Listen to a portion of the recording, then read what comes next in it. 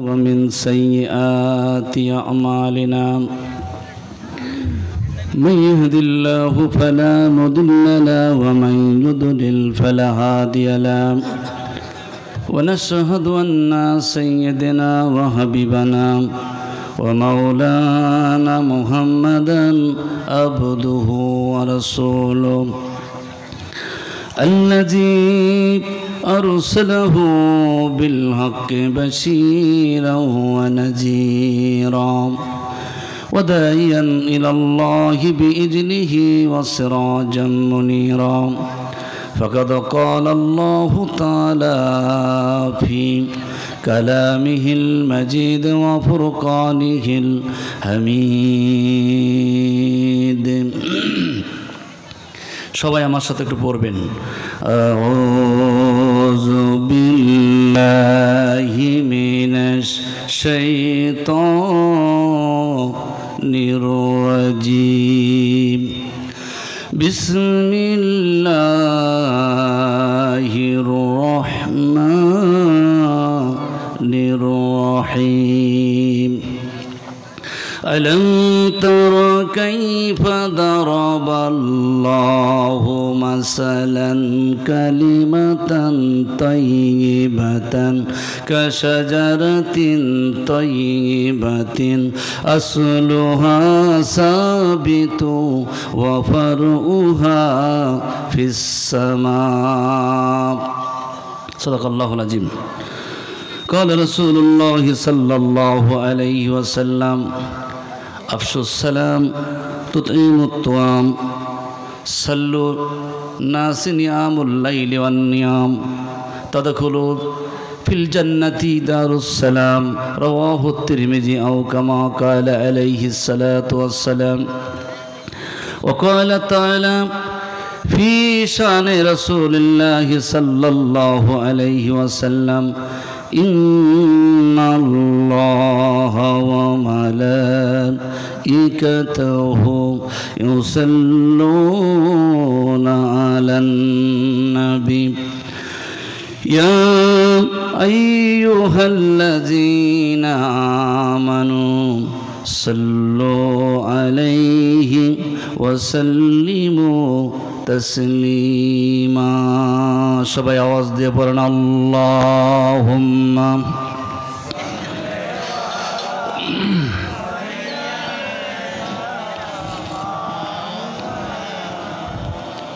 وعلى آل سيدنا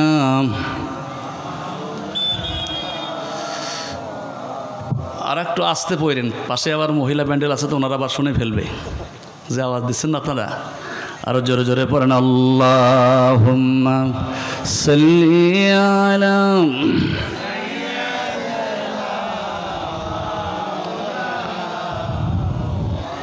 ওয়া আলা আলি সাইয়্যিদিনা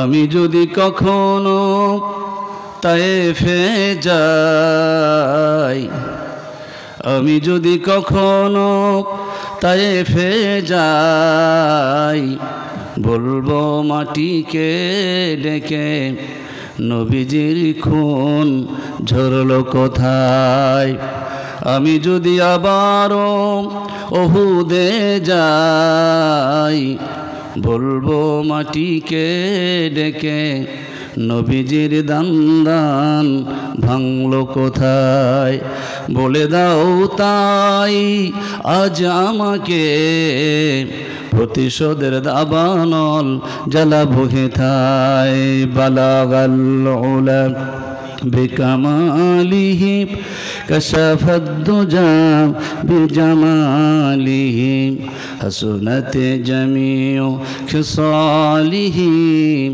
সাল্লু আলাইহি ওয়া আলিহি আলহামদুলিল্লাহ ঐতিহ্যবাহী খামার আন্ধারিজার দৌবন ঘুনাপাড়া ইন্তেজামিয়া কমিটি কর্তৃক আয়োজিত আজকের এই বিশাল ওয়াজ মাহফিলের সম্মানিত সভাপতি আমার অত্যন্ত শ্রদ্ধেয় এবং অত্যন্ত প্রিয় জনাব আলহাজ মোহাম্মদ আরমান আলী বিএসসি সাহেব, বারাকাল্লাহু ফি হায়াতি, আল্লাহ তার হায়াত বাড়িয়ে দিক, সবাই বলেন আল্লাহুম্মা আমিন। আজকের মাহফিলের সম্মানিত প্রধান অতিথি ডাক্তার মোহাম্মদ রকুনুজ্জামান কিরণ, বারাকাল্লাহু ফি হায়াতি, আল্লাহ তারও হায়াত বাড়িয়ে দিক। সম্মানিত ভাই পরিচালক, সম্মানিত প্রধান বক্তা, সম্মানিত হজরত উলামা ইকরাম, মাহফিল শুনতে আসা প্রাণপ্রিয় দিনী ভাইয়েরা, পর্দার অন্তরালের শ্রদ্ধা মা এবং বোনেরা, সুপ্রিয় শিশু কিশোর সোনামানিক যুবক ভাইয়েরা, আমি আবারও আপনাদেরকে সালাম দিচ্ছি। আসসালামু আলাইকুম ওয়া রাহমাতুল্লাহি ওয়া বারাকাতুহু। শুকরিয়া আদায় করছি সেই মহান রব্বুল ইজ্জত আল জালাল তার দরবারে। ইন্তেজামিয়া কমিটি বলছে যেখানে কোনোদিন মাহফিল হয় নাই, সে আল্লাহর সমস্ত প্রশংসা যে আল্লাহ তাআলা এই এলাকায় একটি চমৎকার আয়োজন, একটি সুন্দর কোরআনের মাহফিল উপহার দিলেন, আর আমরাও বাড়ি থেকে এসে এখানে আসতে পারলাম।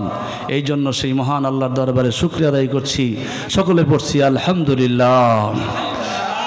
আওয়াজ হয় নাই, একজন 5 জনের শক্তি দিয়ে এই মাহফিলের আওয়াজ চতুর্দিকে 5 কিলোমিটার পর্যন্ত পৌঁছাতে হবে। এ সোনামানিক যুবক ভাইয়ের একটা আওয়াজ দিয়ে বলেন তো আলহামদুলিল্লাহ। আর একটু জোরে বলেন আলহামদুলিল্লাহ। মোটামুটি হয়েছে। দরুদ ও সালাম পেশ করছি সৈয়দুল মুরসালিন, খতামুন নবিয়িন, রহমাতাল লিল আলামিন, বিশ্ব মানবতার মহান মুক্তির দূত, নবীদের নবী, শ্রেষ্ঠ নবী, নির্যাতিত নিপীড়িত অসহায় মানুষের আশ্রয়দাতা, যিনি সর্বকালের সর্বযুগের সর্বশ্রেষ্ঠ নেতা, শ্রেষ্ঠ শিক্ষাবিদ, শ্রেষ্ঠ অর্থনীতিবিদ, শ্রেষ্ঠ রাজনীতিবিদ, যিনি অন্ধকারের আলোর জ্যোতি, দেখিয়েছেন জান্নাতের গতি, করেছেন ইমামতি, সমাজের সমাজপতি, সুপ্রিম কোর্টের বিচারপতি, মদিনার রাষ্ট্রপতি, জিহাদের সেনাপতি, সরকারে দো আলম জনাবে মুহাম্মদুর রাসূলুল্লাহ। সকলে বলুন সাল্লাল্লাহু আলাইহি সাল্লাম। সম্মানিত প্রিয় ভাইরা, মনে মনে অনেকে চিন্তা করতেছে ওয়াজ তো বাড়ি থেকেই শুনি, মাঠে আর কি যাব।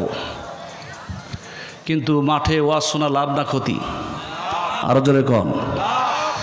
আল্লাহ রাসূল বলেছেন যেখানে 40 জন লোক থাকে সেখানে আল্লাহর একজন প্রিয় বান্দা থাকে। ওই প্রিয় বান্দার খাতিরে আল্লাহ বাকি 39 জনকে মাফ করে দেন। আরো জোরে। তাহলে শুয়ে থেকে মোবাইলে ওয়াজ শোনা আর মাঠে এসে ওয়াজ শোনার মধ্যে পার্থক্য আছে, কথা বলেন ঠিক কিনা? আবার অনেকে মনে করে হুজুর আপনারা আর কি ওয়াজ করবেন, আমরা তো সব জানি। এরকম অনেকে মনে করে, কথা বলেন ঠিক কিনা? আমি বলবো ওয়াজ জানার পরেও শুনতে হয়। মাঝে মধ্যে আমি এক্সাম্পল দিই, এক ছেলে চাকরি পায় না, তো গেছে ঢাকা শহরে চাকরি করার জন্য। তো অনেক দিন পর্যন্ত চাকরি খোঁজাখুঁজি করার পরে আর চাকরি নাই, শেষ পর্যন্ত পকেটও ফাঁকা। তো এই ছেলেটা চাকরির জন্য এবার চলে গিয়েছে এক হোটেল ম্যানেজারের কাছে, গিয়ে বলছে ভাই চাকরির খোঁজে পকেট তো ফাঁকা করে ফেললাম, এখন পকেটে টাকাও নাই, আমার একটা চাকরির খুব দরকার, মেহেরবানি করে আপনার হোটেলে একটু চাকরি দেন। তো হোটেল ম্যানেজার মনে মনে চিন্তা করলো আমার তো বাবুর্চিও নাই, এই ছেলে যদি রান্নাবান্না করতে পারে তাহলে নিয়োগ দেওয়া যেতে পারে। বলছে তুমি কি রান্নাবান্না করতে পারো? এখন ছেলে চাকরির জন্য বলে ফেলছে হ্যাঁ আমি খুব ভালো রান্নাবান্না করতে পারি। তো ঠিক আছে, আজকের থেকে তুমি আমার হোটেলে রান্নাবান্না করবা, তোমাকে নিয়োগ দেওয়া হলো। তো প্রথম দিন হোটেল ম্যানেজার তাকে মাছ রান্না করতে দিয়েছে। জোরে বলেন, কি রান্না করতে দিয়েছে? আরো জোরে। তো কাস্টমার আসে, মাছ দিয়ে ভাত খায়, আর ম্যানেজারকে অবজেকশন দেয়, কি ম্যানেজার সাহেব কি আজকে মাছ রান্না করছেন, মাছ খালি গন্ধ করে। দ্বিতীয় কাস্টমার একই কথা, তৃতীয় কাস্টমার একই কথা, চতুর্থ কাস্টমার একই কথা। এক পর্যায়ে হোটেল ম্যানেজার খেপে গিয়ে চিন্তা করলো কিরে সব কাস্টমার একই অবজেকশন, মাছ গন্ধ করে। এবার নতুন নিয়োগকৃত সেই বাবুর্চিকে ডাক দিয়ে বলছে এই ছেলে তুমি যে আজকে মাছ রান্না করেছো তুমি কি আজকে মাছ ধোও নাই? এখন এই ছেলে বলে ম্যানেজার স্যার মাছ তো সারা জীবন পানিতেই থাকে, ওটা আর ধুবো কি? আপনারা বলেন তো দেখি, মাছ পানিতে থাকলে ধোয়া লাগবে না? আর একটু জোরে বলেন। মাছ পানিতে থাকলে যেরকম করে ধোয়া লাগে, আমি বলবো ওয়াজ জানা থাকলেও তারপরে শোনা লাগে, কথা বলেন ঠিক কিনা? আর একটু জোরে গান ঠিক কিনা? আসুন, সময় হাতে আমাদের খুব কম, প্রধান বক্তা আসবে আবার, আল্লাহর কোরআনের কিছু কথা আমরা শোনাবো ইনশাআল্লাহ। আমি কোরআনুল কারীমের সূরা ইব্রাহিম, একটি গুরুত্বপূর্ণ সূরা, নবীর নামে সূরা, আমাদের জাতির পিতা ইব্রাহিমের নামে সূরা। কোরআন শরীফের 14 নম্বর সূরা আর 24 নম্বর আয়াত তেলাওয়াত করেছি। কোরআনুল কারীমে 25 জন নবীর নাম আসছে। রাসূল আকরাম সাল্লাল্লাহু আলাইহি সাল্লাম বলছেন, কোনো দাদা এবং কোনো বাবা যদি তার সন্তানের নাম যদি নবীদের নামে রাখে, শখ করে মহব্বত করে যদি নবীদের নামে নাম রাখে, আল্লাহ তাআলা কিয়ামতের দিন ওই দাদাকে জান্নাত দিয়ে দিবেন। আর একটু জোরে বলেন। বাবাকে জান্নাত দিবেন, নবীদের নামে নাম রাখছে, দাদা আমার নাতি নবীদের নামে নাম রাখবো, কত খুশি। আল্লাহ বলেন, ওই দাদারে তোর ভাগ্য খুব ভালো, নাতির নামটা সুন্দর রাখার কারণে তোকে জান্নাত দিয়ে দিলাম। আর আমরা কি রাখি? নাম রাখি পেট্রোল, নাম রাখি অকটেন, পাশে আবার এখানে আমাদের আছে তো তেলের পাম্প আছে, তো দেখে দেখে আমরা নাম রাখি। কথা বলে ঠিক না? নাম সুন্দর রাখবেন, আল্লাহ যেন রাখার তৌফিক দেন, জোরে কোন আমিন। সূরা ইব্রাহিমের 24 নম্বর আয়াত। কোরআনের সাথে শয়তানের সবচেয়ে শত্রুতা বেশি। শয়তান চায় না যে মানুষ কোরআন শুনুক, এই জন্য আল্লাহ একটা অস্ত্র দিয়েছেন যে যখন মানুষকে কোরআন শোনাবা, যখন কোরআন পড়বা, তখন একটা অস্ত্র ব্যবহার করবা। ওয়াইজা কুরিয়াল কোরআন ফাস্তামিস বিল্লাহ, যখন তোমরা কোরআন তেলাওয়াত করবা তখন আউযু বিল্লাহ পড়বা।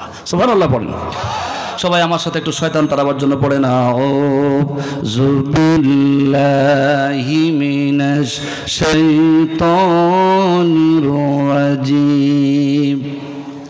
বিসমিল্লাহির রহমানির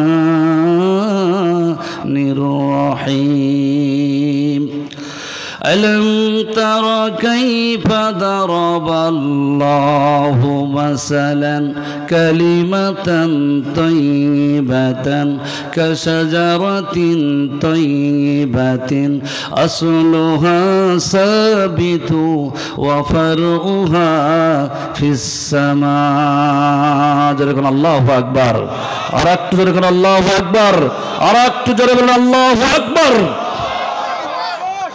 আল্লাহর কোরআন, এই আয়াতের মধ্যে আল্লাহ বলছেন, যারা ইসলামকে পছন্দ করে, যারা কোরআনকে পছন্দ করে, যারা আল্লাহকে পছন্দ করে, যারা ইসলাম অনুযায়ী জীবন গড়তে চায়, তাদের শিকড় হচ্ছে 7 তবক আসমান জমিনের নিচে, আর তাদের ডালপালাগুলো হলো আরশ আজিম পর্যন্ত।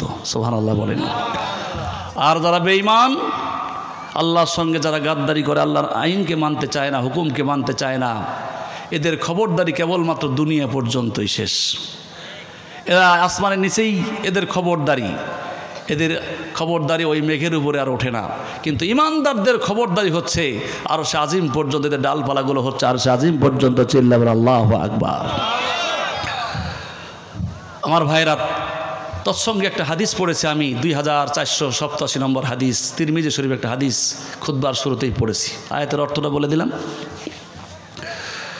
আব্দুল্লাহ ইবনে সালাম রাদিয়াল্লাহু তাআলা আনহু হাদিসখানা বর্ণনা করছেন যে রাসূল আকরাম সাল্লাল্লাহু আলাইহি সাল্লাম যখন প্রথম মদিনায় পা রেখেছিলেন হিজরত করার পরে, মক্কা থেকে রাতের অন্ধকারে হযরত আবু বকরকে সাথে নিয়ে যখন মদিনায় গেলেন, মদিনায় পা রাখার পর অনেক লোক তাকে ঘিরে ধরল।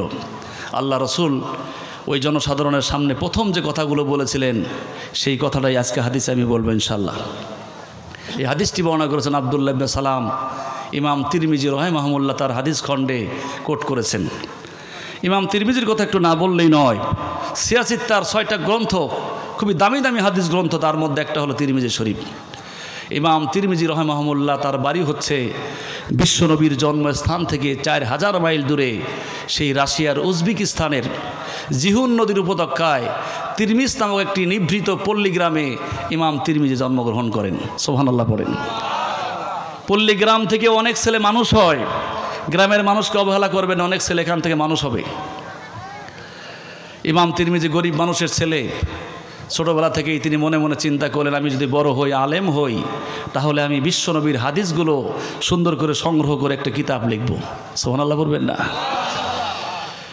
ইমাম তিরমিজি রাহিমাহুল্লাহ বড় হলেন, যুবক হলেন, আলেমে দ্বীন হওয়ার পর কোথায় বিশ্বনবীর বাড়ি, কোথায় ইমাম তিরমিজির বাড়ি?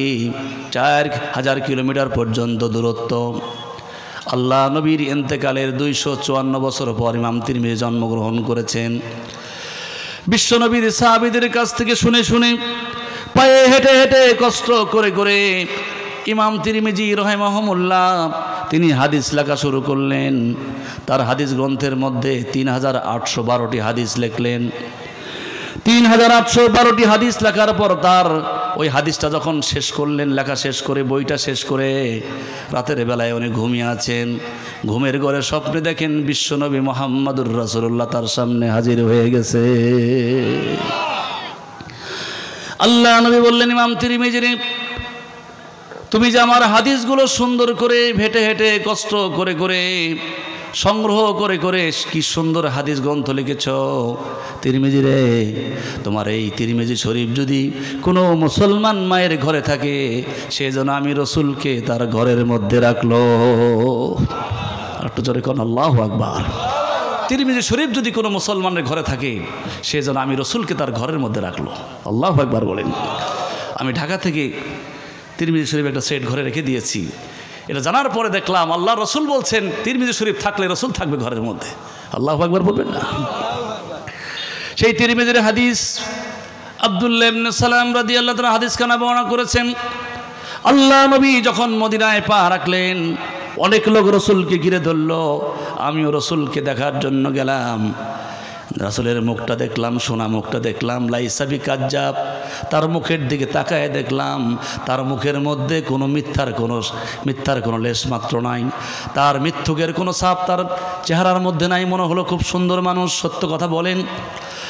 আল্লাহ নবী বললেন, ইয়া আইয়ুহান নাস, মানব সকল, তোমাদেরকে 3টা আমল আমি শেখায় দেব।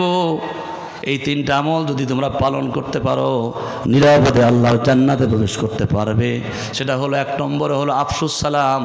তোমরা কারো সাথে দেখা হোক আর না হোক, দেখা হলে পরেই তোমরা সালাম দিয়ে দিবা। সুবহানাল্লাহ। কি দিবা? আর একটু জোরে কম। আজকে তো আমাদের সমাজের ছেলেপেলে বেয়াদব হয়ে গেছে। মুরব্বীদের দেখলে সালামও দিতে চায় না, সাইকেল থেকে তো নামবে দূরের কথা, সাইকেল তুলে দিতে চায় ভোট দিয়ে। কথা বলা ঠিক না। এই জন্য মানুষ হচ্ছে না এরা। সালামের প্রচলন করতে হবে। ছোটরা বড়দেরকে সালাম দিবে, দাঁড়ানো ব্যক্তি বসা ব্যক্তিকে সালাম দিবে। আবার বেশি সংখ্যক লোক কম সংখ্যক লোক বেশি সংখ্যক লোককে সালাম দিবে। সালাম দিলে পরে রসুল বলছেন এমন সব, যে সালাম দিবে সে পাবে 90 নেকি, আর যে উত্তর দিবে সে পাবে 10 নেকি। অন্য হাদিসে আসছে যে সালাম দিবে সে পাবে 70টা, আর যে উত্তর দিবে সে পাবে 1টা। হয়তো মনে মনে চিন্তা করতেছেন ভাগটা খুব একটা মারাত্মক কম বেশি হয়ে গেছে, ঠিক না?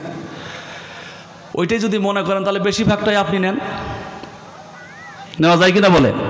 কিন্তু আমি মনে করি আমি তো বক্তা, আমি তো আলেম মানুষ, আমি তো বড় হুজুর, আমাকেই সবাই সালাম দেয়। কথা বলেন ঠিক কিনা? কিন্তু সালামের প্রচলন বেশি বেশি করতে হবে। আল্লাহ রসুল বলেন তাহলে কি হবে? পরস্পরের মধ্যে একটা ভালোবাসা সৃষ্টি হয়ে যাবে। সুবহানাল্লাহ পড়ে। 2 নম্বর আল্লাহ নবী বলেন, শুধু সালাম দিবা না, সালামের পর যদি একটু হাত মুসাফা করো, হাতটা যদি মুসাফা করো, 2 হাত ফাঁক হতে হতেই তোমার জীবনের ওই দিনের সগীরা গুনাহ মাফ হয়ে যাবে। সুবহানাল্লাহ।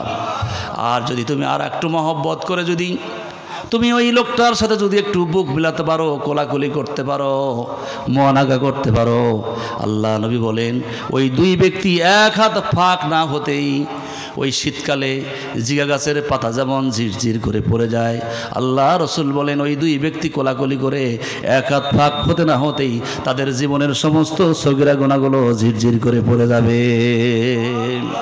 একটু জোরে করে আল্লাহু আকবার। তাহলে আমরা কি করব?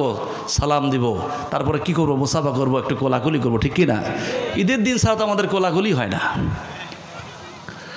আমার সম্মানিত ভাইয়েরা, আল্লাহ নবী বলেন সালামের প্রচলন করবা। 2 নম্বর হলো তুকরিমুত তাআম, মানুষকে খানা খাওয়াবা। আল্লাহু আকবার। গরিব অসহায় মানুষকে খানা খাওয়াবা, দেখবা কত মহব্বত। আজকে তো আমরা গরিব দুঃখী মানুষকে খানা খাওয়াতেই চাই না। রাসূল আমার বলেন একটা দুঃখী মানুষ, নিঃস্ব মানুষ, গরিব মানুষকে খাইতে দিয়া তুমি যদি গ্লাসটা যদি হাতে নিয়ে দাঁড়ায় থাকতে পারো, পানি কখন খাবে? রসুল বলেন আল্লাহ এমন খুশি হয়ে যায়, কোরআনুল কারীম 10 বার খতম করলে পরে যে সওয়াব হবে, তুমি যে গ্লাস নিয়ে দাঁড়ায় আছো, আল্লাহ পাক তোমার আমল নামায় সেই সওয়াবটা লিখে দিবে। আল্লাহু আকবার। অসহায় মানুষকে খাওয়াতে হবে, মেহমানদেরকে খাওয়াতে হবে। রসুল বলেন মেহমান আসে রহমত নিয়ে, বরকত দিয়ে যায়, রহমত নিয়ে আসে, বরকত দিয়ে যায়, আর যাওয়ার সময় ওই বাড়িওয়ালার ওই যে গুনার গাঁটটি সব বাইন্দা নিয়ে যায়।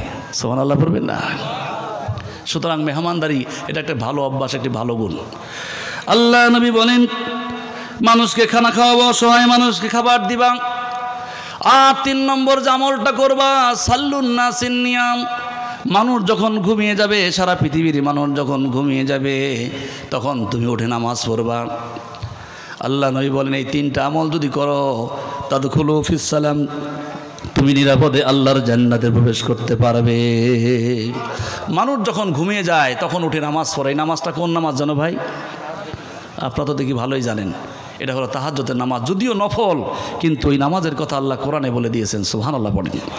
ওয়া মিনাল লাইলি ফাতাহাজ্জাত বিহি নাফিলাতাল লাকা আসা আইয়াবআসাকা রাব্বুকা মাকামাম মাহমুদা।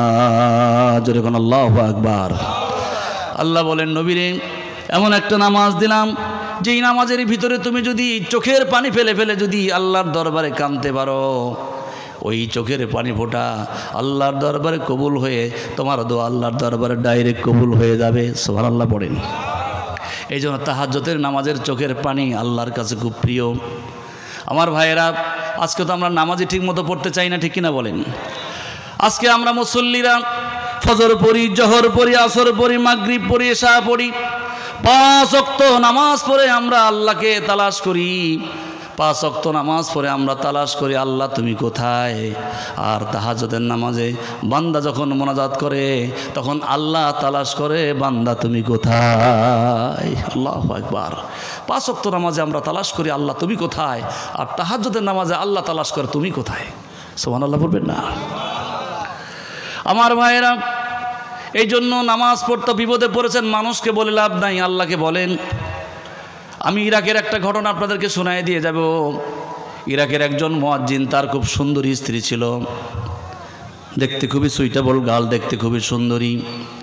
কিন্তু ওই সুন্দরী মেয়েটাকে একটা সেন্টু মাস্তান, এলাকার একজন মাস্তান আগের থেকেই ভালোবাসতো, লাইক করতো, পছন্দ করতো। বিয়ে হয়ে যাওয়ার পরে ওই মাস্তান বেটা পকেটে পিস্তল নিয়ে গিয়ে ইরাকের সেই মুয়াজ্জিনের মাথার মধ্যে ধরেছে, মুয়াজ্জিন রে, তোর বউকে আগের থেকে আমি পছন্দ করি, লাইক করি, বল বউকে তুই তালাক দিবি কিনা বল। যদি তালাক না দিস তুই তালাক দিবি, আমি বিয়ে করব। তালাক যদি না দিস তাহলে তোর মাথায় এমন গুলি করব, তোর মাথার খুলি উড়াইয়া দেব। সন্ত্রাসী পিস্তল নিয়ে গেছে, মুয়াজ্জিনের মাথার মধ্যে ধরছে, বউ তালাক দিবি কিনা বল, আগের থেকে আমার সাথে প্রেম, আগের থেকে আমার ভালোবাসা, আমি লাইক করতাম মনে মনে, কিন্তু তুই বিয়ে করে ফেলছিস, এই বউ তালাক দিতে হবে। মুয়াজ্জিন বেচারা ভয় পেয়ে গেছে। মুয়াজ্জিন বলে, ভাই সন্ত্রাসীরি, আমার স্ত্রী যদি তোমার সাথে যেতে চায় তাহলে আমার কোনো আপত্তি নাই, যেতে পারে, তাহলে আমি তালাক দিয়ে দেব। যাও আমার স্ত্রীকে গিয়ে বলো। ওই সন্ত্রাসী গিয়ে তার স্ত্রীকে গিয়ে বলছে, প্রিয়তমা, আগের থেকেই তোমাকে ভালোবাসি, লাইক করি, পছন্দ করি, মেহেরবানি করে তুমি স্বামীকে তালাক দিয়ে দাও, আমার সাথে আসো। বলো কি লাগবে তোমার, টাকা লাগলে টাকা দিব, বাড়ি লাগলে বাড়ি দিব, গাড়ি লাগলে গাড়ি দিব, যা চাও তাই দিব, তাও আমার সাথে আসতে হবে। কিন্তু ওই মহিলা, ওই নাক্কার মহিলা, ওই মেয়েটা এত সুন্দর ছিল, আল্লাহওয়ালা ছিল, এমন ইসলাম প্রিয় ছিল, ওই মহিলা এত নাক্কার বান্দি ছিল। ওই মহিলা বলে, ভাই সন্ত্রাসী রে, সত্যি কি তুমি আমাকে ভালোবাসো? বলে, হ্যাঁ ভালোবাসি। তাহলে একটা শর্ত। জোরে কোন কয়টা? আর একটু জোরে। সন্ত্রাসী বলে, এটা একটা কথা হইল নাকি? মাত্র একটা শর্ত। বলো বলো, তাড়াতাড়ি বলো প্রিয়তম, এক্ষুনি পূরণ করে দিয়ে তোমাকে নিয়ে যাব। ওই মেয়েটা বলে, ভাই সন্ত্রাসীরে, সত্যি যদি তুমি আমাকে লাইক করে থাকো, পছন্দ করে থাকো, তাহলে শর্ত হলো আগামীকাল থেকে তুমি 5 ওয়াক্ত নামাজ জামাতে পড়বে, 40 দিন পর্যন্ত নামাজ পড়বে, আর 41 দিনের দিন তুমি আমাকে বউ হিসাবে ঘরে নিয়ে যাবে। আল্লাহু আকবার পড়েন। শর্ত কি? 40 দিন নামাজ পড়তে হবে, 41 দিনের দিন বউ নিয়ে ঘরে যাবে। সন্ত্রাসী কয়, এটা একটা শর্ত। এইবার ওই সন্ত্রাসী পরের দিন থেকে নামাজ পড়া শুরু করে দিয়েছে। নামাজ পড়ে আর দিন গুনে 35 দিন চলে গেল। বলে আর 5 দিন বাকি আছে, বউ নিয়ে ঘরে যাব। 36 দিন নামাজ পড়ার পরে বলে 4 দিন বাকি আছে, বউ নিয়ে ঘরে যাব। এরকম করতে করতে যখন 39 দিন হয়ে গেল, ওই মুয়াজ্জিন বেচারা তাহাজ্জুদের নামাজ পড়ে চোখের পানি ফেলে ফেলে কান্দে, বলে, আল্লাহ, আর মাত্র একটা দিন বাকি আছে, আমার সুন্দরী বউকে নিয়ে যাবে ওই সন্ত্রাসী। হায় আল্লাহ, তুমি তো দরিয়াকে পাহাড় করতে পারো, পাহাড়কে দরিয়া করতে পারো। রব্বুল আলামিন, এই গভীর রাতে তোমার কাছে ফরিয়াদ, চোখের পানি ফেলে দিলাম। রব্বুল আলামিন, ওই সন্ত্রাসীর হাত থেকে তুমি আমার স্ত্রীকে রক্ষা করে দাও। আল্লাহু আকবার। মুয়াজ্জিন কার কাছে চাইলো? কোন নামাজে? আরো জোরে কোন। আল্লাহ বলেন মুয়াজ্জিন রে, তুই যখন গভীর রাত্রি সিজদায় পড়ে তাহাজ্জুদের নামাজে যখন চোখের পানি ফেলে আমার কাছে চেয়েছিস, ওই সন্ত্রাসীর হাত থেকে তোর স্ত্রীকে রক্ষার দায়িত্ব আমি রব্বুল আলামিন আমার কুদরতি হাতে নিয়ে নিলাম। জোরে কোন আল্লাহু আকবার। আর একটু জোরে কোন। আমার ভাইয়েরা 40 দিন হয়ে যায়, ওই সন্ত্রাসী ফিরে আসে না। 41 দিন হয়ে যায়, সন্ত্রাসী ফিরে আসে না। 42 দিন হয়ে যায়, সন্ত্রাসী ফিরে আসে না। 43 দিন হয়ে যায়, সন্ত্রাসী ফিরে আসে না। 40 দিনের দিন ওই সন্ত্রাসী এসে মুয়াজ্জিন বেচারার পায়ে পড়ে গেছে, ভাই মুয়াজ্জিন রে, আমারে মাফ করে দিও, জীবনেও কোনো দিন তোমার স্ত্রীকে আমি আর ঘরে নিয়ে যাব না। মুয়াজ্জিনের চোখের পানি ফেলে ফেলে কান্দে আর বলে, ভাই সন্ত্রাসী রে, কী কারণে তোর জীবনের এই পরিবর্তন হলো আমার একটু খুলে বলো। ওই মুয়াজ্জিন যখন বলেছে তখন ওই সন্ত্রাসী বলে, ভাই মুয়াজ্জিন রে, তোমার স্ত্রীর দেওয়া শর্ত মতো আমি যখন 5 ওয়াক্ত নামাজ পড়া শুরু করে দিয়েছি, 35 দিন নামাজ পড়েছি টের পাই নাই, 36 দিন নামাজ পড়েছি টের পাই নাই, 37 দিন নামাজ পড়েছি টের পাই নাই, 38 দিন নামাজ পড়েছি টের পাই নাই, 39 দিন নামাজ পড়েছি টের পাই নাই। 40 দিনের দিন আমি যখন নামাজের সেজদা দিয়েছি, সেজদার ভিতরে আমি এমন একটা নূর দেখতে পেয়েছি, আমার মনে হলো তামাম পৃথিবীর সব সুন্দরীগুলো এক জায়গায় করলেও সেই নূরের সমতুল্য হবে না। ভাই সন্ত্রাসী রে, ভাই মুয়াজ্জিন রে, তোর পায়ে ধরলাম, হাতে ধরলাম, এই পৃথিবীর সমস্ত শিল্পীরা যদি তাদের তুলিতে যদি সুন্দর সুন্দর জিনিস আঁকে, পৃথিবীর সমস্ত রমণীদের সুন্দরী মহিলাদের যদি এক জায়গায় রাখা হয়, আমি নামাজের ভিতরে যে নূর দেখেছি, আমার মনে হলো তামাম পৃথিবীর সুন্দরীগুলো এক জায়গায় করলে সে নূরের 1 কোটি ভাগের 1 ভাগ হবে না। ভাই মুয়াজ্জিন রে, তোর হাতে ধরলাম, পায়ে ধরলাম, জীবনেও কোনো দিন তোর স্ত্রীকে ঘরে নিয়ে যাব না। আর তোর স্ত্রীর কথা মতো আমি যে নামাজ ধরেছি, এই নামাজ আমি জীবনে কোনোদিন ছেড়ে দেব না। আল্লাহু আকবার বলেন। তাহলে তাহাজ্জুদের নামাজের দোয়া কবুল হয় কিনা কোন? মুয়াজ্জিনের সেই চোখের পানি আল্লাহর দরবারে কবুল হয়ে গেছে। আল্লাহ রাসূল বলছেন, 2টা ফোঁটা আল্লাহর কাছে খুবই প্রিয়, খুবই দামি। কাত্তাতুন ইনদা কাতরিহি, রাসূল বলেন 2টা ফোঁটা আল্লাহর কাছে খুবই দামি। একটা হলো তাহাজ্জুদের নামাজের চোখের পানির ফোঁটা, আর একটা ফোঁটা হলো রক্তের ফোঁটা। জমিনে ইসলাম কায়েম করার জন্য, আল্লাহর জমিনে আল্লাহর দ্বীন কায়েম করার জন্য, কোরআনের আইন সমাজে বাস্তবায়ন করার জন্য আপনি যদি মিছিল করেন, মিটিং করেন, স্লোগান দেন, বিরোধী দল যদি আপনাকে মারে, অথবা পুলিশ যদি আপনাকে গুলি করে, অথবা যদি কেউ আহত করে, আপনার শরীর থেকে যে রক্তের ফোঁটা পড়বে, আল্লাহ রাসূল বলেন ওই রক্তের ফোঁটা আল্লাহর কাছে অনেক অনেক গুণ দামি। চিল্লা বলেন আল্লাহু আকবার।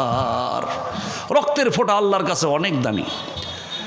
আল্লাহ রাসূল বলছেন এই রক্তটা এমন দামি রক্ত যে এই রক্তের ফোঁটা অনেক সময় দেখেন আল্লাহর দ্বীন প্রতিষ্ঠা করতে গিয়ে অনেক লোকের কিন্তু অনেক সময় কি হয়, শরীর থেকে রক্ত যায়। ওই যে কুড়িগ্রামে আমাদের ছাত্র শিবিরের একজন শহীদ রফিকুল ইসলাম 2006 সালে তিনি আঘাতে তিনি আহত হয়েছিলেন। 48 ঘন্টা পর তাকে দাফন করা হয়েছে। কুড়িগ্রাম শহরে তাকে নিয়ে মিছিল হয়েছে। কুড়িগ্রাম সেখানে ঘোগাদো সেদিন মাহফিল করলাম, যে তার শরীর থেকে 48 ঘন্টা পরেও মনে হয় টপ টপ করে তাজা রক্ত পড়তেছে। সুবহানাল্লাহ বলেন। কবর নামানোর পরে তাজা রক্ত। এই শহীদটা মরে না। ওয়ালা তাকুলু লিমান ইউকতালু ফি সাবিলিল্লাহি আমওয়াতান বাল আহয়াউ ওয়ালাকিন লা তাশউরুন। শহীদরা মরে না, এরা আল্লাহর পক্ষ থেকে রিজিক খায়। শহীদরা কিয়ামতের দিন এদের কোনো হিসাব থাকবে না। যেদিন হাকামুল হাকিমিন, যেদিন আল্লাহ বিচার করবেন, আরাফার মাঠ যেখানে আমরা হজ করতে যাই, সে আরাফার মাঠটাই হবে সেদিন বিচারের মাঠ। আল্লাহ চেয়ার নিয়ে বসবেন, হাকামুল হাকিমিন হবেন। আল্লাহর সামনে সেদিন দাঁড়ানোর মতো কোনো প্লেয়ার নাই। হযরত ইব্রাহিমের মতো সিনিয়র অ্যাডভোকেট সেদিন ফেল, মুসা কালিমুল্লাহর মতো সেদিন দামি উকিল সেদিন ফেল, বিশ্বনবী মুহাম্মদুর রাসূলুল্লাহর মতো ব্যারিস্টার ফেল, ঈসা রুহুল্লাহর মতো সেই দামি কি উকিল সেদিন ফেল। কেউ কথা বলার সাহস পাবে না। সেদিন আল্লাহর সামান দিয়ে ওই শহীদরা হুর হুর করে আল্লাহর জান্নাতের দিকে যেতে থাকবে। সুবহানাল্লাহ বলবেন না? আল্লাহ কই, এই তোরা কই যাস আমাকে না জানায়া? শহীদরা বলবে, আল্লাহ আমরা শহীদ, দেখো না আমাদের শরীর থেকে কী করছে, রক্ত ঝরছে, আল্লাহ তোমার কাছে আজকে আমরা হিসাব দিতে পারবো না। সুবহানাল্লাহ পড়েন। আমার সম্মানিত ভাইয়েরা, লোহা মাটির নিচে রাখলে পরে 100 বছর মাটির নিচে যদি আপনি রাখেন, সেই লোহা পর্যন্ত মাটি হয়ে যাবে, কিন্তু শহীদের লাশ কখনো মাটি হবে না, শহীদের রক্ত কখনো মাটি হবে না। শহীদরা কিয়ামতের দিন কোটি কোটি বছর পর হাসরের ময়দানে রক্ত মাখা জামা নিয়ে আল্লাহর দরবারে হাজির হবে, রক্ত টপ টপ টপ টপ করে পড়বে। আল্লাহ বলেন, এদিকে আসো, আমার কাছে তোমরা তখন জান্নাতে যাবাই, তোমাদেরকে আমি হিসাব নিব না, তবে তোমরা আমার কাছে একটা কিছু চাও, কারণ মানুষ কত কিছু চায় কিন্তু আমি দেই না, তোমরা একটা কিছু চাও আমি দিয়ে দিব, সাথে সাথে দিয়ে দিব। শহীদরা বলবে, আল্লাহ আমাদেরকে যদি দিতেই চাও তাহলে আমাদেরকে আরেকবার দুনিয়ায় পাঠাও, এইবার যদি জমিনে যেতে পারি তোমার দিনকে বিজয়ী করার জন্য, তোমার কোরআনকে সমাজে বাস্তবায়ন করার জন্য, তোমার কোরআনকে পার্লামেন্টে বসানোর জন্য আরেকবার স্লোগান দিব, আরেকবার মার খাবো, আরেকবার মার খেয়ে আমাদের জীবনটা দিয়ে আবার তোমার কাছে আমরা আসতে চাই। সুবহানাল্লাহ বলেন। শহীদরা চাবে ঠিকই, তারা বলবে আবার দুনিয়ায় পাঠাও, আবার মারামারি করবো ইসলামের জন্য, তারপর আবার আসবো। আল্লাহ বলে, কিরে শহীদরা তোরা ভয় পাস না? একবার মার খেয়ে আসলে আবার মার খেতে চাস, তোরা ভয় পাস না? শহীদরা বলবে, আল্লাহ দেখতে মনে হয় উপর দিকে মায়ের যন্ত্রণা, মনে হবে খুব বোধহয় কষ্ট, কিন্তু ওই শহীদের নিচে, শাহাদাতের নিচে একটা স্বাদ আছে। আল্লাহ আমরা যখন শহীদ হয়েছি এমন একটা জান্নাতের স্বাদ আমরা পেয়েছি, লক্ষ লক্ষ কোটি কোটি বছর কবরের মধ্যে থাকলাম, আজকে তোমার দরবারে উঠলাম, কিন্তু মনে হয় জিহ্বার মধ্যে এখনো পর্যন্ত শাহাদাতের স্বাদ এখন পর্যন্ত রয়েই গেছে। দেখতে মনে হবে কষ্ট, কিন্তু এর নিচে একটা স্বাদ আছে। আমাকে শহীদ করে সেই মিছিলে শামিল করে নিও, আমাকে শহীদ করে সেই মিছিলে শামিল করে নিও, যে মিছিলের নেতা আমির হামজা খুবাইব খাব্বাব, আল্লাহর ছিল যারা অতি প্রিয়, আমাকে শামিল করে নিও, আমাকে শহীদ করে সেই মিছিলে শামিল করে নিও। যখন আল্লাহু আকবার। শহীদদের দাম অনেক বেশি আল্লাহর কাছে। আল্লাহর কোরআনকে বিজয়ী করার জন্য শহীদের তামান্না থাকতে হবে। কথা বলেন ঠিক কিনা? আজকে আমাদের সমাজের মানুষরা সব প্যারালাইজড হয়ে গেছে। আমরা এত মুসলমান বাংলাদেশে, 96% মুসলমান বাংলাদেশে, অথচ ওই বাংলার পার্লামেন্ট এখন কোরআনের আইন এখন পর্যন্ত আমরা চালু করতে পারলাম না। কথা বলেন ঠিক কিনা? আর একটু জোরে বলেন ঠিক কিনা? আল্লাহ নবী বলছেন, লা ইউফলিহা কাওমুন আল্লাহু আমারহুম ইমরা। বুখারীর হাদিস। যেই সমাজের, যেই দেশের, যেই এলাকার নেতৃত্ব দেন কোনো মহিলা, আল্লাহ রাসূল বলছেন ওই দেশের, ওই সমাজের কল্যাণ কোনোদিন হবে না। এই হাদিস আজকে আমরা বাংলার মুসলমানরা মানতে পারছি না, অথচ এই হাদিস মানতেছে আজকে আমেরিকার খ্রিস্টানেরা। কথা বলেন ঠিক কিনা? 100 বছরের মধ্যে আমেরিকায় কোনো নারী নেতৃত্ব নাই। এই ট্রাম্পের, আগের ট্রাম্পে আমরা মনে করলাম, হিলারি ক্লিনটন পত্রিকায় দেখলাম যে বহু ভোটে আগানো, কিন্তু দেখলাম যে ভোটের পরে দেখলাম হিলারি ক্লিনটন নাই, ডোনাল্ড ট্রাম্প উঠে গেছে। কথা বলেন ঠিক কিনা? আবার এইবার যে নির্বাচন হলো আমরা মনে করলাম কমলা হ্যারিস বোধহয় বহু ভোটে এগিয়ে, ডোনাল্ড ট্রাম্প বোধহয় নাই, কিন্তু ভোটের পরে আমরা দেখলাম যে কমলা হ্যারিস নাই, ডোনাল্ড ট্রাম্প প্রধানমন্ত্রী হয়ে গেছে, প্রধান প্রেসিডেন্ট হয়ে গেছে। সুতরাং বিশ্বনবীর হাদিস মানলো খ্রিস্টানেরা, কিন্তু এই 96% মুসলমানের দেশে আমরা আল্লাহ নবীর হাদিসকে মানতে পারলাম না। কথা বলে ঠিক কিনা? কিসের আইন আমাদের দেশে? ভাইস চেয়ারম্যান, মহিলা ছাড়া নাকি ভাইস চেয়ারম্যানই হয় না। দেখলেন কারবারটা? মানে চেয়ারম্যান যাতে ভাইস চেয়ারম্যানকে দেখে দেখে যাতে করে সিংহাসন চালাতে পারে, এই হলো অবস্থা। নারী হচ্ছে ঘরের রানী, ওরা ঘরে থাকবে, ওদের দাম বেশি, আর পুরুষের দায়িত্ব বেশি। কথা বলেন ঠিক কিনা? পুরুষেরা কামাই করে এনে দিবে, নেতৃত্ব দিবে, আর নারীরা সুন্দর গোস্ত, ডিম এগুলো কি করবে? মশলা দিয়ে রান্না বান্না করে খাবে। সুবহানাল্লাহ বলবেন না? নারীর দাম বেশি আর পুরুষের দায়িত্ব বেশি। আমার সম্মানিত প্রিয় ভাইয়েরা, আমি যে আলোচনায় আসছিলাম, মূল আলোচনার দিকে আসি। দুইটা ফোঁটা আল্লাহর কাছে খুবই প্রিয়। একটা হলো চোখের পানির ফোঁটা, আর একটা হলো ইসলামের জন্য যদি রক্তের ফোঁটা ঝরাতে পারেন। এই বাংলার জমিনে যদি কোরআন প্রতিষ্ঠা করার যদি সময় আসে, যদি রক্ত দিতে হয়, রক্ত দেওয়ার জন্য কি আপনারা প্রস্তুত আছেন? আছেন ইনশাল্লাহ? কারা কারা প্রস্তুত? দুই হাত তুলে আল্লাহকে দেখান, লিল্লাহে তাকবীর, নারায়ে তাকবীর। আল কোরআনের আলো এখনো ঘরে ঘরে আসেনি। কোথায় জ্বালাতে হবে? আল কোরআনের আলো সংসদে জ্বালো। হাত নামান। সংসদে জ্বালাতে কি আপনার ভয় পান নাকি? আল্লাহর কোরআন সংসদে গেলে সবাই শান্তিতে থাকবে। গরিব দুঃখী মেহনতি মানুষ, আপনার মাস্টার ডাক্তার প্রফেসর যারাই আছে, হুজুর মুজুর যারাই আছে, সবাই শান্তিতে থাকবে আল্লাহর কোরআন যদি ক্ষমতায় যায়। চিল্লা বলেন না সুবহানাল্লাহ। সামনে সুযোগ আসছে ইনশাল্লাহ, আল্লাহর কোরআন ক্ষমতায় যাবে ইনশাল্লাহ, বাংলাদেশে ক্ষমতায় যাবে ইনশাল্লাহ। বলেন। টুপিওয়ালাদেরকে হেলা করবেন না, দাড়িওয়ালাদেরকে হেলা করবেন না। আল্লাহ বলছেন যে আয়াত দিয়ে শুরু করছি, টুপিওয়ালারা দাড়িওয়ালা এদের শিকড় হচ্ছে 7 তবক আসমান জমিনের নিচে, আর এদের ডালপালাগুলো হলো আরশে আজিম পর্যন্ত। চিল্লা বলেন আল্লাহু আকবার। আর একটু জোরে বলেন আল্লাহু আকবার। টুপিওয়ালাদেরকে অনেকে ডিসলাইক করে, টুপিওয়ালাদেরকে পছন্দ করতে চায় না, দাড়িওয়ালাদেরকে পছন্দ করে। টুপিওয়ালা এত দাম। হুজ্জাতুল বালিগা একটা বইয়ের মধ্যে দেখলাম, ওলিউল্লাহ মুহাদ্দিস দেহলভী রহমাতুল্লাহ আলাইহি তিনি বলছেন যে হাসরের মাঠটা হবে তামার মাঠ, আর সূর্য থাকবে মাথার 1.5 হাত উপরে, মাথার মগজ গলে গলে পড়বে, কিন্তু যারা দুনিয়াতে টুপি মাথায় দিবে এদের মাথাটা হাসরের ময়দানে ঠান্ডা থাকবে। সুবহানাল্লাহ পড়েন। আর একটু জোরে কর। আর ওই সমস্ত মহিলার মাথা ঠান্ডা থাকবে যারা দুনিয়াতে ঘোমটা দিয়ে চলবে, যে মেয়েরা স্কার্ফ দিয়ে চলবে, ওই মহিলাদের মাথা হাসরের ময়দানে সেদিন ঠান্ডা থাকবে। চিল্লায় বলেন না সুবহানাল্লাহ। আর যারা দুনিয়াতে দাড়ি রাখবে, হাসরের ময়দানে সে উত্তাপ তাদের শরীরের মধ্যে লাগবে না। সুবহানাল্লাহ পড়বেন না? এই সুন্নতগুলোর কিন্তু একটা মর্যাদা আছে। ওলিউল্লাহ মুহাদ্দিস দেহলভী তার গ্রন্থের মধ্যে লিখেছেন যে আমি একদিন স্বপ্নে দেখলাম আল্লাহ নবী আমার সামনে হাজির হয়ে গেছে। রাসূল আকরাম সাল্লাল্লাহু আলাইহি সাল্লাম তার ডাইন হাত দিয়ে তার দাড়ি মোবারক খিলাল করতেছে। খিলাল করতে করতে তার হাতের মধ্যে 3টা দাড়ি, ঝরাধারী 3টা দাড়ি পড়ে গেল।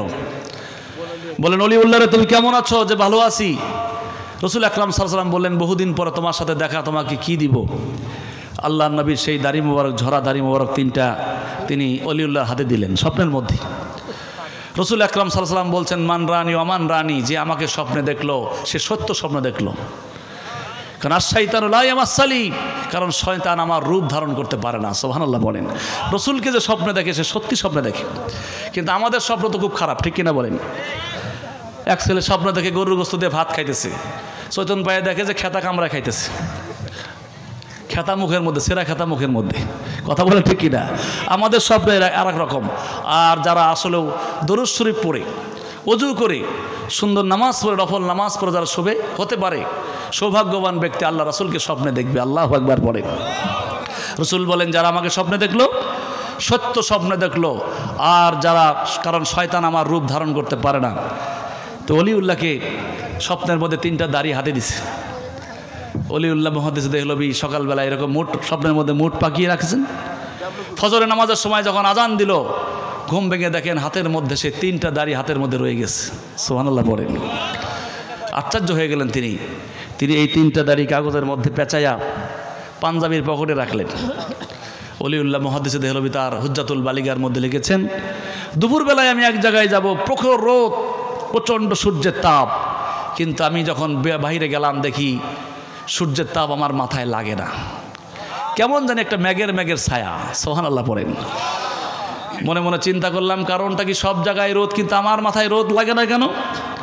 বিশ্বনবীর হাদিসকে ফলো করলাম যে আল্লাহ রাসূল তো 63 বছর জীবনে বেঁচে ছিলেন, কিন্তু একদিনও তিনি ছাতা ব্যবহার করেন নাই। আল্লাহ রাসূল যখন হেঁটে যেতেন, আকাশের আবর, আকাশের মেঘমালা আল্লাহর নবীকে ছায়া দিয়ে রাখতো। সুবহানাল্লাহ পড়েন। ওলিউল্লাহ মুহাদ্দিস তাহলে মনে মনে চিন্তা করলেন, কিরে পাঞ্জাবির পকেটে তো ওই দাড়িগুলো রাসূল হয়েই গেছে, এই জন্যই এটা হলো নাকি? তিনি বাড়িতে আসলেন, আবার সেই দাড়িগুলো রেখে দিয়ে তিনি জাস্টিফাই করার জন্য আবার তিনি বাইরে আসলেন। এসে দেখেন যে রোদ আগের মতো তার শরীরে খুব তাপ দিচ্ছে। ওলিউল্লাহ মুহাদ্দিসে দেখলেন তিনি বুঝতে পারলেন যে সম্ভবত আল্লাহ নবীর এই ঝরা দাড়ি মোবারক আমার পকেটে থাকার কারণেই সূর্যের তাপ থেকে আমি হয়তো বা বেঁচে গেছি। এই জন্য তার সুন্নত হুজ্জাতুল বালিগার মধ্যে তিনি লিখেছেন যে আল্লাহ নবীর ঝরা দাড়ি যদি পকেটের মধ্যে থাকার কারণে দুনিয়ার তাপ থেকে আমি যদি বাঁচতে পারি, তাহলে যে বাস্তবে যে মুখের মধ্যে দাড়ি রাখবে সে হয়তোবা কিয়ামতের দিন সেই কঠিন তাপের মধ্যে যখন হাসরের ময়দানে উঠবে, হয়তোবা দাড়ি থাকার কারণে, বিশ্বনবীর সুন্নত থাকার কারণে হয়তোবা সেই সূর্যের তাপ তার গায়ে লাগবে না। চিল্লায় বলেন না সুবহানাল্লাহ। আর একটু জোরে বলেন সুবহানাল্লাহ। এদের শিকড় অনেক উপরে, আল্লাহওয়ালাদের কি শিকড় থেকে অনেক উপরে, দাড়ি টুপিওয়ালাদের শিকড় অনেক উপরে। এদেরকে উৎখাত করার চেষ্টা করবেন না, কথা বলেন ঠিক কিনা আমার ভাইরা। আর একটা এক্সাম্পল দেই। হযরত আবু বকরের নাম আপনারা শুনেছেন, বিশ্বনবীর হিজরতের সাথী, আল্লাহ নবীর হিজরতের সাথী আবু বকর রাদিয়াল্লাহু তাআলা আনহু। তার দাম কত দেখেন। আল্লাহর সবচাইতে বড় ফেরেশতা, তার নাম হলো জিবরাইল। জিবরাইল একদিন আল্লাহকে বলছে, আল্লাহ তুমি 8টা জান্নাত বানাইলা, খুব সুন্দর সুন্দর জান্নাত, চমৎকার জান্নাত বানাইলা। আল্লাহ আমি তোমার জান্নাতটা একটু ঘুরে দেখতে চাই, জান্নাত দেখতে চাই। জিবরাইলের নাম আপনারা শুনছেন তো? আল্লাহর সবচাইতে বড় ফেরেশতা, যিনি আল্লাহ নবীর কাছে প্রায় 22,000 বার আসা যাওয়া করছেন। এই কোরআন নিয়ে তিনি ওহী নাজিল করতে আসা যাওয়া করেছেন।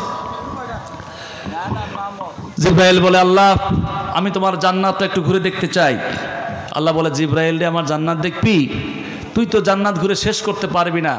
জিবরাইল বলে, আল্লাহ একটু চেষ্টা করে দেখি না। আল্লাহ রাব্বুল আলামিন তাকে সবচেয়ে নিম্ন জান্নাত, একেবারে নিম্ন দরজার জান্নাত, জান্নাতুন নাঈমের গেটে নামায় দিলেন, যা আমার জান্নাতটা দেখ। আমার সম্মানিত ভাইয়েরা,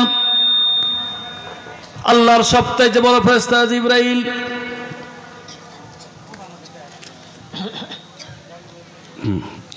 আল্লাহ সবচাইতে বড় ফেরেশতা জিবরাইল জান্নাতুন নাঈমের গেটে নামার পরে আমার ভাইরা জানেন জিবরাইলের 600 পাখা আছে। আল্লাহ নবী বলেছেন জিবরাইলের এত বড় পাখা, যদি জিবরাইল দাঁড়ায় এই পৃথিবীর জমিন থেকে মাথা তার আসমানে গিয়ে ঠেকে এবং পাখাগুলো পৃথিবীর এ প্রান্ত থেকে এ প্রান্ত চলে যায়। একটা পাখা যদি ঝাপটা মারে দুনিয়ার 500 বছরের রাস্তা চলে যায়। 2টা পাখা যদি ঝাপটা মারে তাহলে 1000 বছরের রাস্তা চলে যায়। 3টা পাখা ঝাপটা মারলে 1500 বছরের রাস্তা চলে যায়। 4টা পাখা ঝাপটা মারলে 2000 বছরের রাস্তা চলে যায়। এরকম 600 পাখা, তাহলে দেখেন কত বড় তার জার্নি, কত দূরত্ব কত।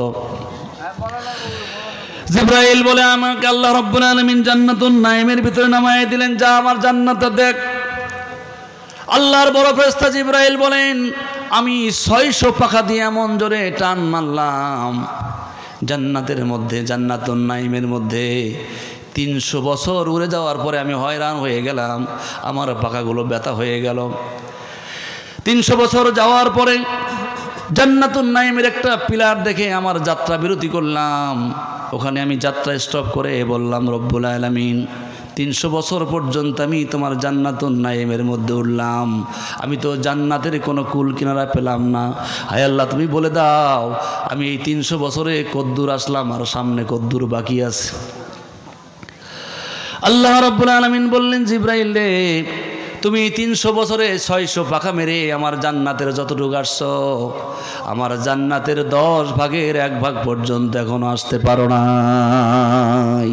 জোরে করুন আল্লাহু আকবার। আর একটু জোরে করুন আল্লাহু আকবার। জিবরাইল বলে, আল্লাহ আমার এই জান্নাত দেখার দরকার নাই। 300 বছরে আমি জান্নাতের 10 ভাগের 1 ভাগ আসতে পারি নাই। কার সাধ্য আছে এই জান্নাতটা দেখার? আমাদের তো নাই, জিনদের আছে নাকি? আল্লাহ বললেন জিনদেরও নাই। জিবরাইল বলে, আল্লাহ তাহলে কার আছে? আল্লাহ বলেন, জিবরাইল এটা একমাত্র মানুষের আছে। সুবহানাল্লাহ পড়েন। তুমি যদি বিশ্বাস করতে চাও তাহলে সকালবেলায় যাও, ওই মসজিদে নববীর সামনে গেটে দাঁড়ায় থাকবা। সকালবেলায় দেখবা যে লোকটা ফজরে নামাজ পড়ে সর্বশেষ বেরিয়ে আসবে, ওই বৃদ্ধ লোকটাকে জিজ্ঞেস করবা, ওই লোকটাই আসমান ওই জান্নাতের সব ঘুরে ঘুরে দেখতে পারবে, তার সাধ্য আছে। জিবরাইল সকালবেলায় আরাবিয়ান জুব্বা পরে, সৌদির জুব্বা পরে তিনি মসজিদে নববীর গেটে হাজির হয়ে গেলেন। দেখি ফজরের নামাজের শেষে বের হয় কে, দেখেন একজন বৃদ্ধ চাদর গায়ে দিয়ে আসতেছে। সেই বৃদ্ধ অন্য কেউ নয়, সেই হলো বিশ্বনবীর সবচাইতে কাছের সাহাবী, বিশ্বনবীর হিজরতের সাথী হযরতে আবু বকর রাদিয়াল্লাহু তাআলা আনহু। জিব্রাইল মানুষের বেশে পাঞ্জাবি গায়ে দিয়ে জিজ্ঞেস করছেন, ভাই রে, ভাই বন্ধু, আমি তো আরাবিয়ান মানুষ, এই মুহূর্তে আমার জিব্রাইলের খুব প্রয়োজন, জিব্রাইল আমার খুব দরকার, বলো ভাই তুমি কি বলতে পারবা নাকি এই মুহূর্তে জিব্রাইল কোন জায়গায় আছে? জিব্রাইল আবু বকরকে প্রশ্ন করছে যে বলো তো দেখি ভাই, আমার খুব জিব্রাইলের খুব প্রয়োজন, আল্লাহর বড় ফেরেশতা, তুমি একটু দেখো তো জিব্রাইল কোন জায়গায় আছে পৃথিবীর। আবু বকরকে প্রশ্ন করছে জিব্রাইল। আল্লাহু আকবার পড়েন। আবু বকর রাদিয়াল্লাহু তাআলা বললেন, ভাই আগন্তুক আমাকে একটু সময় দাও, 2 রাকাত নামাজ পড়তে হবে, আমি 2 রাকাত নামাজ পড়ে তোমাকে রেজাল্ট দিয়ে দিব, আমাকে একটু সময় দাও। তবে লম্বা সূরা দিয়ে আমি নামাজ পড়বো না, ছোট্ট ছোট্ট 2টা সূরা দিয়ে আমি নামাজ পড়বো, তারপর তোমাকে রেজাল্ট দিব।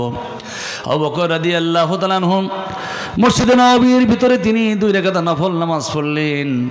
নফল নামাজ পড়ে আবু বকর রাদিয়াল্লাহু তাআলা আনহু এবার বাইরে এসে ওই আগন্তুক লোকটা অর্থাৎ জিব্রাইল মানুষের বেশে দাঁড়ায় আছে, বললেন, ভাই আগন্তুক বন্ধুরে, আমি সারা পৃথিবী খুঁজলাম, কোথাও জিব্রাইলকে পেলাম না। অগত্যা আমি জান্নাতের মধ্যে গেলাম, 8টা জান্নাত আমি তন্ন তন্ন করে খুঁজলাম, কোথাও জিব্রাইলকে পেলাম না। তারপর আমি জাহান্নামের মধ্যে চোখ বুলালাম, সেখানে 7টা জাহান্নামের মধ্যে কোথাও আমি জিব্রাইলকে পেলাম না। আসমান জমিনের কোথাও যে আমি জিব্রাইলকে পেলাম না। এই বলে হযরত আবু বকর রাদিয়াল্লাহু তাআলা আনহু ওই লোকটার হাতের কবজাটা খপ করে ধরে বললেন, ভাই বন্ধুরে, মনে কিছু নিও না, আমার মনে হয় তুমি বোধহয় জিব্রাইল। সুবহানাল্লাহ পড়েন, আর একটু জোরে কর না, আর একটু জোরে। তাহলে জিব্রাইল 300 বছরে জান্নাত ঘুরে দেখতে পারে নাই, আবু বকর রাদিয়াল্লাহু তাআলা চোখের পলকে জান্নাত ঘুরে আসছে। তাহলে মানুষের দাম কম না বেশি? আর একটু জোরে কন।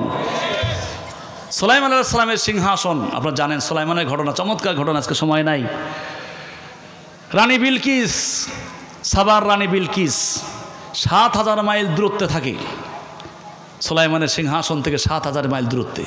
সেই বিলকিস আসবে সুলাইমানের দরবারে। আল্লাহর পয়গম্বর সুলাইমান আলাইহিস সালাম বললেন, এ সভাসদরা, জিন, পরি, মানুষ, তোমাদের মধ্যে দেওয়া দানব কে আছো? ওই রানী বিলকিস আমার দরবারে আসার আগেই, সে যে বেডরুমে শুয়ে থাকে, তার যে খাটটা, তার যে পালংটা, ও আসার আগেই ওই পালংটা আমার দরবারে আনতে হবে, এরকম কে আছো? ইফরিত নামক একজন দানব, জিনদের মধ্যে একটা দানব, জুম বাহাদুর ইফরিত, সে বলল, আল্লাহর পয়গম্বর সুলাইমান, আমি আনতে পারবো। সুলাইমান বললেন, কতক্ষণ লাগবে? ইফরিত নামক সেই দানব বলতেছে, আপনি বসা থেকে দাঁড়াতে যতক্ষণ লাগবে অতক্ষণ টাইমের মধ্যে আমি রানী বিলকিসের সিংহাসনটা এনে দিতে পারবো। সুবহানাল্লাহ পড়েন। সুলাইমান বললেন, হবে না, রানী বিলকিস অলরেডি চলে আসছে, এর চাইতে কম সময়ে কে পারবা? আল্লাহ নবী সুলাইমানের সামনে একজন লোক দাঁড়িয়ে গেল, একজন মুসল্লি দাঁড়িয়ে গেল, গিয়ে বলছেন, জনাব আল্লাহর পয়গম্বর সুলাইমান, আমি পারবো। সুবহানাল্লাহ পড়েন। একজন মানুষ দাঁড়ায় গেছে। সুলাইমান আলাইহিস সালাম বললেন যে কতক্ষণ টাইম লাগবে? যে আল্লাহর পয়গম্বর সুলাইমান, আপনি শুধু চোখের পলক ফেলাবেন। আসলটা কার? বিলকিস তো মনে করো 7000 কিলোমিটার দূর, এখান থেকে কেমনে আনবে? কিন্তু দেখতেছে সবই তো আমারটার মতোই মনে হয়। সুবহানাল্লাহ বলবেন না? এটা একটা মারাত্মক ঘটনা। এই ঘটনা অন্যদিন সময় হলে বলবো ইনশাল্লাহ, আজকে না। তো বলছিলাম, টুপিওয়ালা দাড়িওয়ালাদের ইসলামপন্থীদের দূরত্ব হচ্ছে আরশ আজিম পর্যন্ত। কথা বলেন ঠিক কিনা? আর দুনিয়ার যে সমস্ত বাটপার, দুনিয়ার যে সমস্ত স্বৈরাচার, দুনিয়ার যে সমস্ত ডিক্টেটর, যারা আল্লাহর আইনকে সমাজে নষ্ট করতে চায়, প্রতিষ্ঠা করে দিতে চায় না, ছলে বলে কৌশলে পুলিশের মাধ্যমে অথবা অন্য কোনো মাধ্যমে চেয়ারকে ধরে রাখতে চায়, এদের দৌরাত্ম্য মাত্র অল্প কয়দিন। আল্লাহ ইচ্ছা করলে 45 মিনিট পর্যন্ত সময় দেয় না। কথা বলেন ঠিক কিনা? আর একটু জোরে বলেন ঠিক কিনা?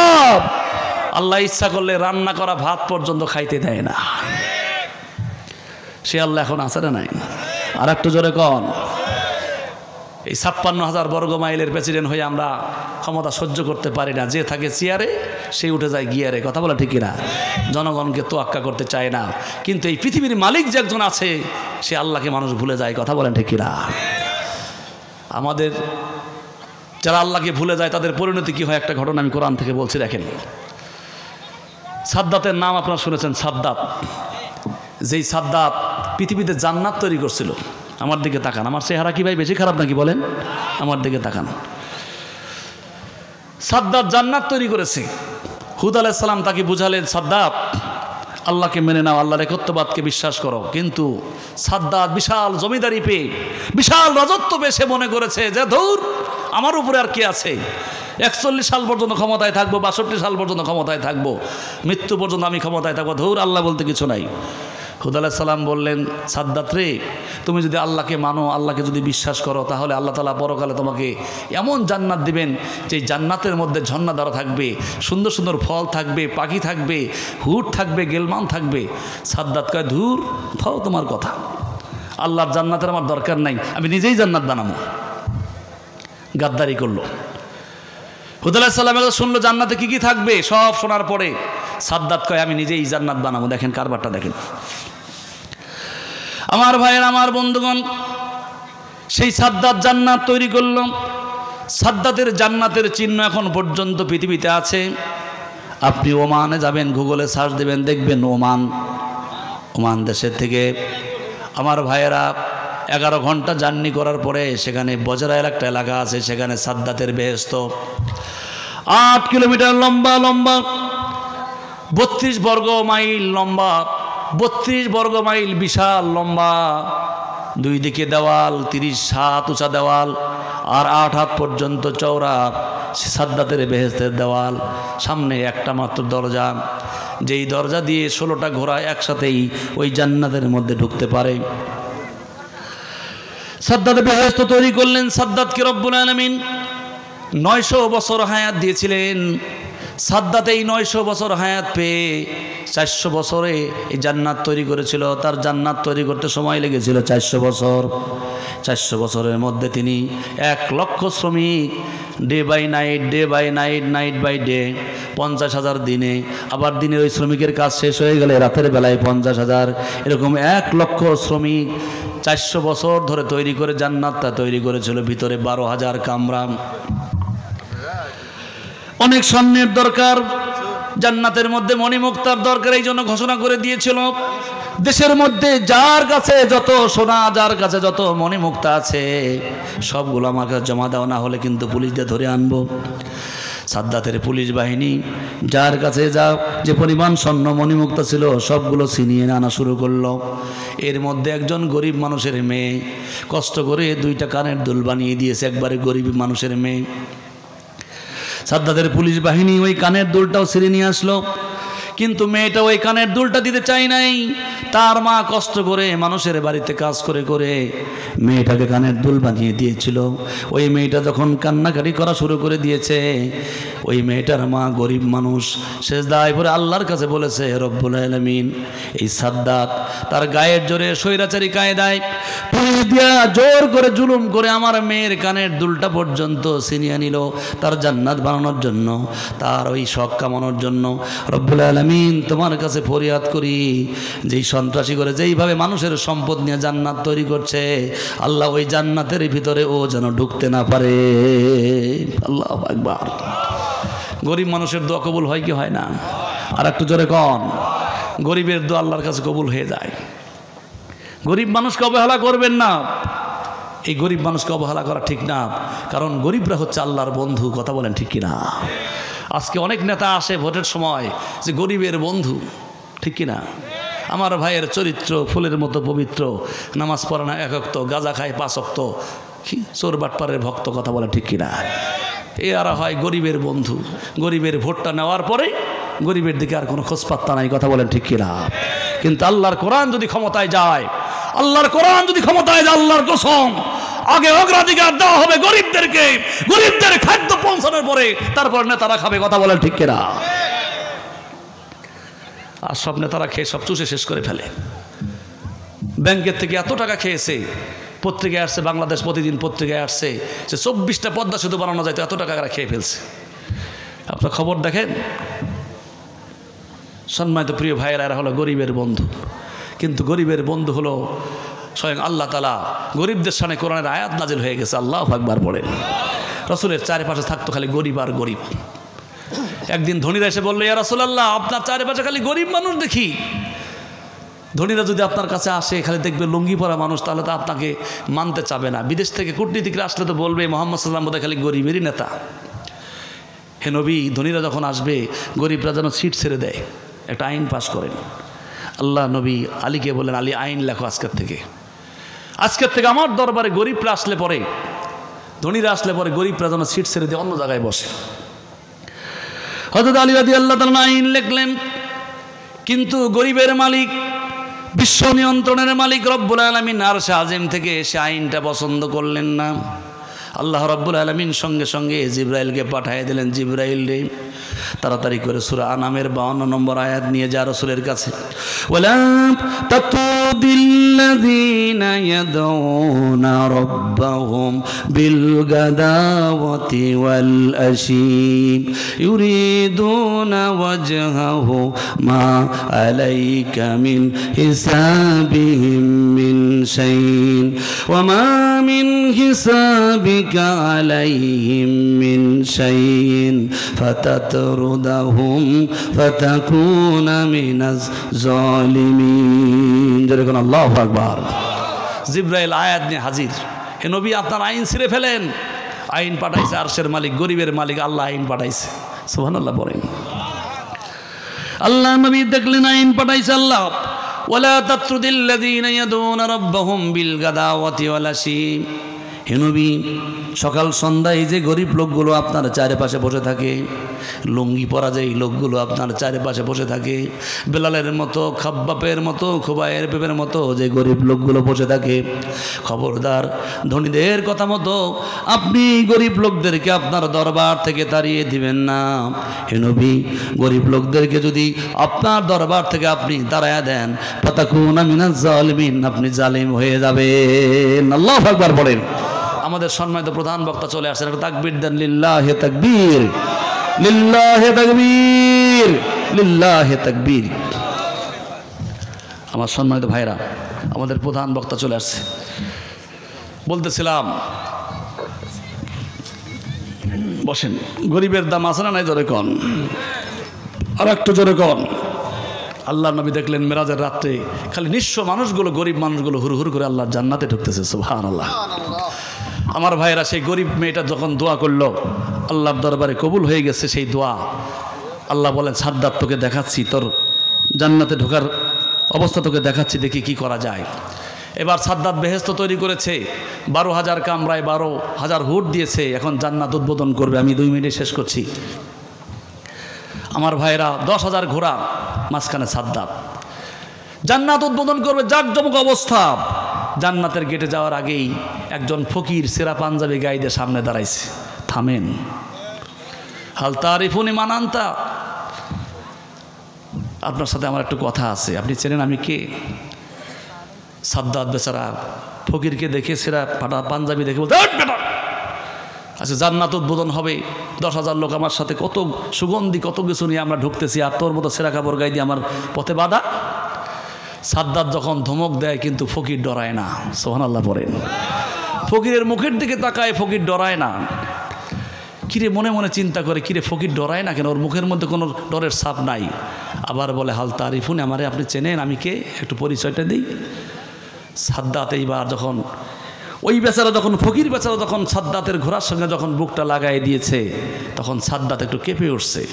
বলে, ফকির কেমন জানি তোমাকে দেখলে আমার একটু ভয় ভয় মনে হয়। সুবহানাল্লাহ বলেন। কানটা একটু নামা, একটু কানে কানে কথা আছে। কানটা যখন নামালো, তখন বলল, সাদ্দাত রে, আমি দুনিয়ার কোনো ফকির না, আমি হচ্ছে আল্লাহর পক্ষ থেকে আসছি মালাকুল মাউত। আল্লাহু আকবার বলেন। তোর জান কবজ করার জন্য আসছি। সাদ্দাত বলে, আমার একটু সময় দেন, একটু সময় দেন, আমি জান্নাতটা ভিতরে ঢুকতে চাই না, শুধুমাত্র আমি কি করব, 2 দিকে একটু তাকাবো। এত কষ্ট করে 400 বছরে জান্নাত তৈরি করলাম। মালাকুল মাউত বলে, দেখি আল্লাহকে বলে দেখি। আল্লাহ বলেন, আজরাইল রে, ওকে সময় দেওয়া হবে না, কারণ ওই সাদ্দাতকে আমি তিল তিল করে বড় করেছি, 900 বছর হায়াত দিয়েছি, কিন্তু আমার সাথে সে জমিনে গাদ্দারি করেছে, স্বৈরাচারী কায়দায় আমাকে ভুলে গিয়েছে, আমার জান্নাতকে ভুলে গিয়ে সে নিজেই একটা জান্নাত, পার্সোনাল জান্নাত তৈরি করেছে। সুতরাং তাকে ওই জান্নাত দেখার সুযোগ আমি দিব না। সুবহানাল্লাহ পড়েন। আর ওই মাজলুমের দোয়া, মালাকুল মাউত বলে, তোকে আর সময় দেওয়া হবে না, তোকে এই মুহূর্তেই তোর জান আমি কবজ করব। মালাকুল মউত জান কবজ করলেন।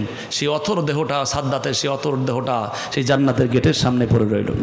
একদিন মাটির ভিতরে হবে ঘর মন আমার, কেন বান্ধ দালান ঘর। সবাই পড়েন, একদিন মাটির ভিতরে হবে ঘর ও মন আমার, কেন বান্ধ দালান ঘর।